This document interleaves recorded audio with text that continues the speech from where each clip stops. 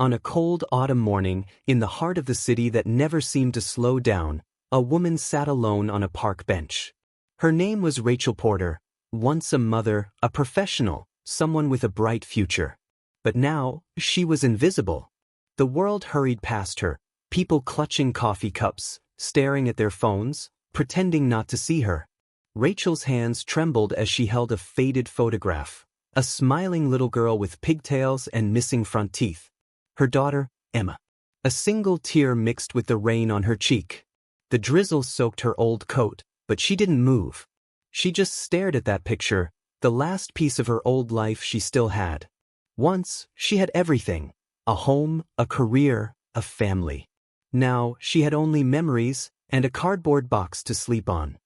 The memories came in flashes: her office, laughter with Emma while baking cookies, the sound of a phone call that changed everything.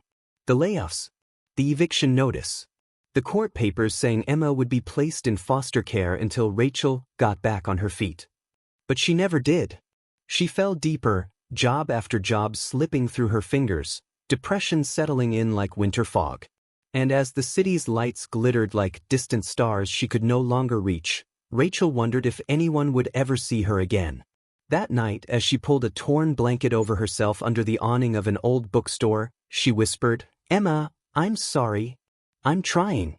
But what Rachel didn't know was that fate was about to lead her to a moment that would change everything. Because the next night, a sound in the darkness would pull her out of her despair and force her to make a choice that would test her very heart. It was late, past midnight. The streets were quiet except for the rustle of newspapers drifting down the sidewalk. Rachel lay curled up beside a vent for warmth when she heard it, a faint, trembling sound. At first, she thought it was the wind. But then it came again, a child's cry. Her eyes shot open. She sat up, straining to listen. "Hello," she called softly, her voice hoarse from cold and silence. "Is someone there?" No answer, just another whimper, this time from the alley behind her. Rachel hesitated. Fear flickered inside her. It wasn't safe to wander into dark alleys at night. But that sound, it wasn't just crying. It was terrified. She stood, clutching her thin coat tight, and stepped toward the noise.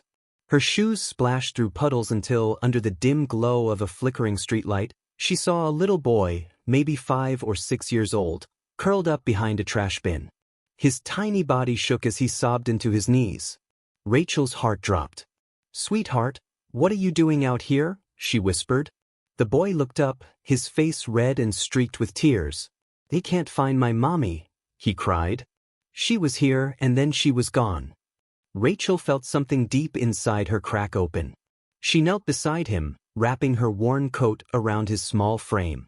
"It's okay, honey. You're safe now. I've got you." For the first time in years, warmth filled her chest, the kind that had nothing to do with temperature. Memories of Emma flooded back, the nights she used to read her bedtime stories, the way her little girl's hand felt in hers. In that moment, Rachel didn't see a stranger's child. She saw her own.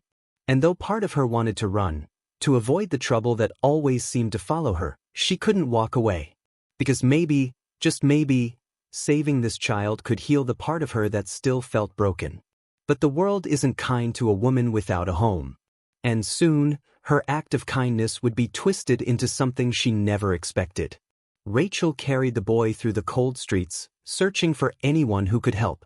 She stopped people, waving her hands desperately. "Please, this child's lost. Can someone call the police?" But people only glanced at her ragged coat, her unwashed hair, and walked away. Some even crossed the street. One woman muttered, "Keep your distance. She's probably trying to scam us." The sting of those words hit Rachel like a slap. Still, she kept walking, clutching the child close.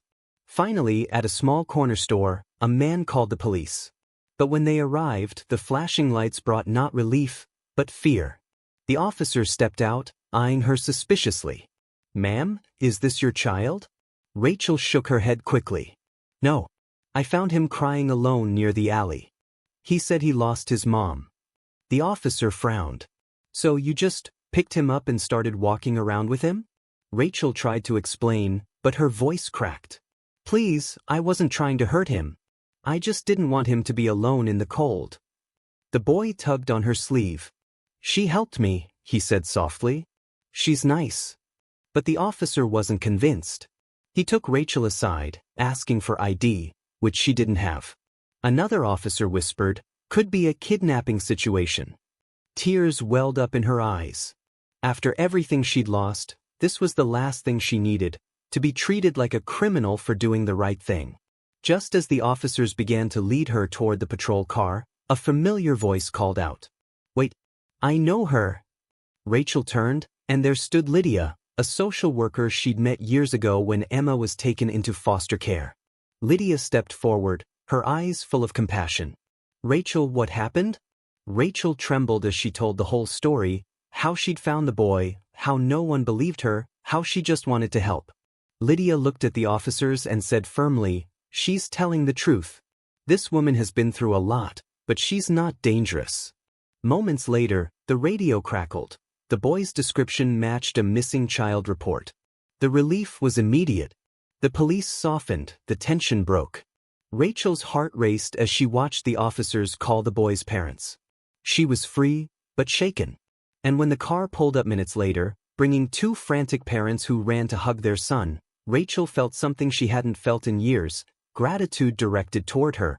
But what those parents did next would change the rest of Rachel's life forever. The moment the parents saw their child safe in Rachel's arms, they broke down in tears. The mother dropped to her knees, hugging her son tightly.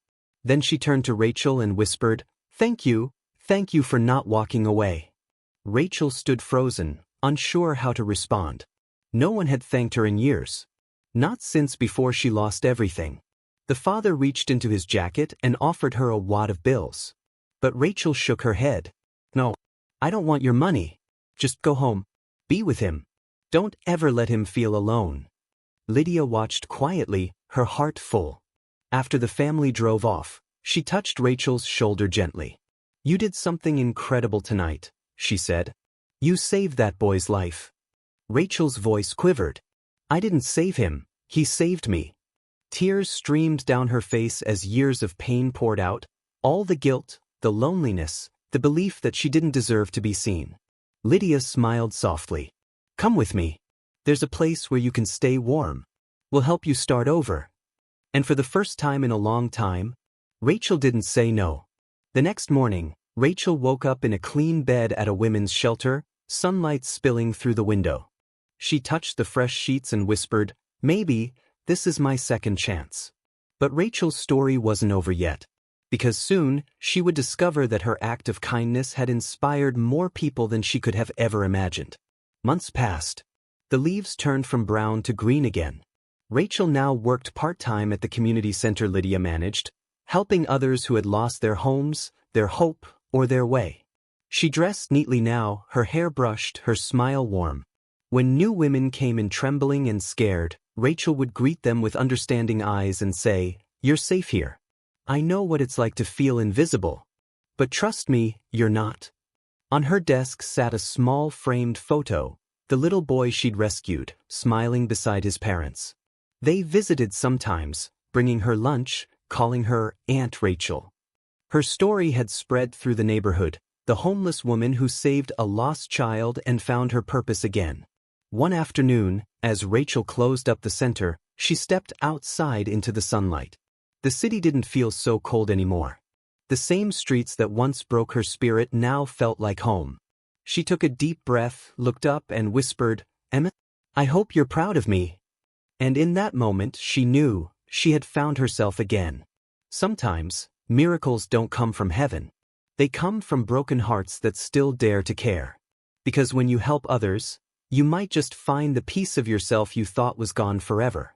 Moral of this story: even in your darkest moment, your kindness can become someone else's light, and in helping others, you often rediscover yourself. When life pushes you to the edge, kindness can pull you back. Sometimes, the smallest act of compassion can become the spark that reignites your own hope. Because helping others doesn't just change their world, it changes yours too. Remember, what you give to the world always finds its way back to you. Be kind, even when no one's watching. You never know whose life you might save, or how that kindness might save you too.